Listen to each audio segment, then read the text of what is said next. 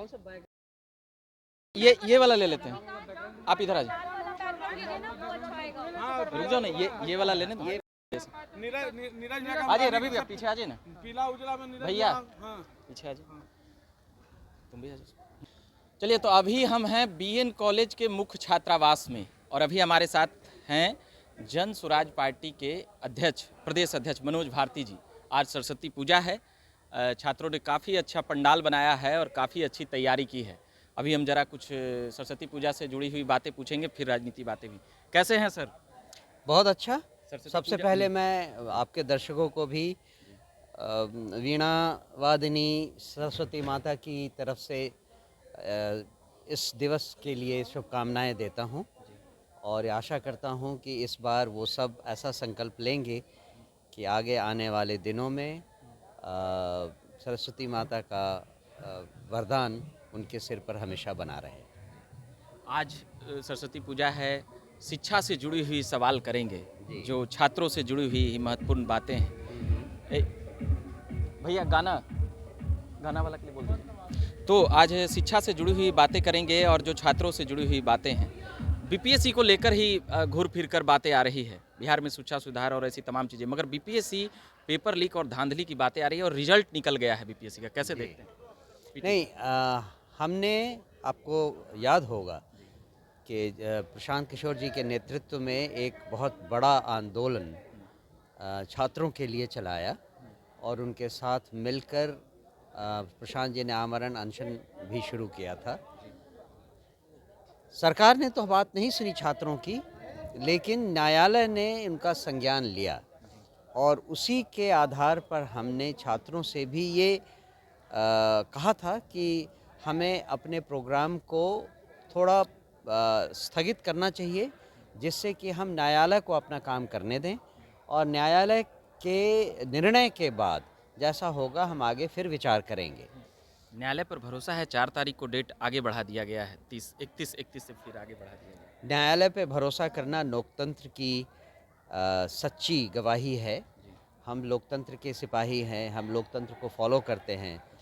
तो न्यायालय और न्यायतंत्रिका पर भरोसा होना उसका एक परम चिन्ह है और हम आपको वादा करते हैं कि न्यायपालिका के विरुद्ध हम कभी किसी भी समय एक भी शब्द नहीं कहेंगे। जो अभ्यर्थी लगातार 1.5 महीने से लगभग बैठे हुए हैं, उनका कहना है कि ये न्यायालय, सरकार इन सभी से निराश हैं। वह उनका कहना है कि जिस प्रकार से मामले को बढ़ाया जा रहा है, 14 जनवरी, 30 जनवरी, फिर फरवरी आ गया, फिर रिजल्ट निकाल दिया गया पीटी, तमाम चीज़ों के बाद भी, इसे कैसे देखते हैं? अगर वो इन सब से नाराज़ हैं और उन्हें इन पर भरोसा नहीं है, तो अब एक ही रास्ता है, व्यवस्था को बदल दें, उसके लिए तैयारी करें। अब बीपीएससी में एन एंट्रेंस के बदले पहले व्यवस्था को बदलने की बात करें, उसके बाद बीपीएससी और सारी परीक्षाएं अपने आप संभल जाएंगी।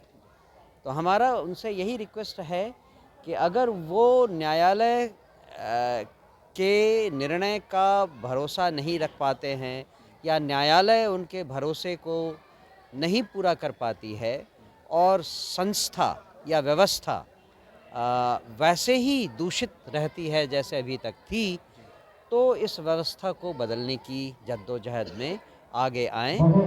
यही हमारा उनके लिए संदेश होगा। लाठीचार्ज, लगातार लाठीचार्ज हो रहा है बिहार में, इसको कैसे देखते हैं सर? फिर 3 दिनों पहले हुआ है, इस पर क्या कहिएगा? तमाम शिक्षकों को, अभ्यर्थियों को जिस प्रकार कमजोरी है, सरकार तंत्र की कमजोरी है और तब तक ये नहीं रुकेगा जब तक या तो सरकार अपनी जिद छोड़ दे या फिर हम व्यवस्था को बदल दें। दोनों में से एक ही हो सकता है। कैसे बदलेगा व्यवस्था? आप देखिए, आगे आने वाले समय में जब जन स्वराज की सरकार आएगी तो ये व्यवस्था जरूर बदलेगी और शिक्षा सबसे पहला बदलाव होगा हमारे लिए और जनता के लिए। क्या 2025 में जन स्वराज कुछ ऐसा करेगी विधानसभा में, या लोगों का क्या है रुझान? अभी कई लोग पूछ रहे हैं, बता रहे हैं, जैसे जो रूलिंग पार्टी है या विपक्ष है, वह जन स्वराज के बारे में कई बातें कह रही है, ये कुछ दिन रहेगी, जाएगी, और भी बहुत कुछ 25 के आते ही। हमारा काम केवल जनता को जगाना है। छात्रों का तो जो संघर्ष था वो हमारे संघर्ष से मिल रहा था, क्योंकि हम जनता को ये कहना चाहते हैं कि जिस सरकार ने आपके ऊपर पिछले 40 सालों से राज किया है, जिन सरकारों ने पिछले 40 सालों से राज किया है, वो इस व्यवस्था के लिए जिम्मेदार है और उनके हाथों आप इस व्यवस्था में बदलाव लाना कभी संभव नहीं होगा। हमारी यही सोच है, अगर हमें ये व्यवस्था बदलनी है तो हमें नई सरकार लानी पड़ेगी, जनता की सरकार लानी पड़ेगी। आखिरी सवाल रहेगा सर, आप लोग का आश्रम अभी लगा है, सत्ता पक्ष हो या विपक्ष हो, इन लोगों का कहना है कि प्रशांत किशोर कुछ दिनों तक आश्रम और ये तमाम चीज़ें करेंगे, मगर वह सफल नहीं हो पाएंगे और भी बहुत सी बातें उनके बारे में कही जाती है, फ्रॉड किशोर और ऐसी बातें, कहाँ से पैसा आ रहा है, क्या बहुत खर्च हो रहा है, इन सभी चीज़ों और बातों को कैसे, किस संदर्भ में देखते हैं? जो लोग लांछन लगाने की आदत में हैं, उनको किसी भी चीज़ में अच्छा ही नहीं दिखाई देगी। ये आश्रम जब बना था तो प्रशांत किशोर जी ने साफ साफ कहा था कि इसके 2 उद्देश्य हैं। पहला उद्देश्य तो ये है कि जहाँ जहाँ बिहार में अन्याय हो रहा है, उन सब की आवाज़ को चैनलाइज करने के लिए ये जगह एक होगी।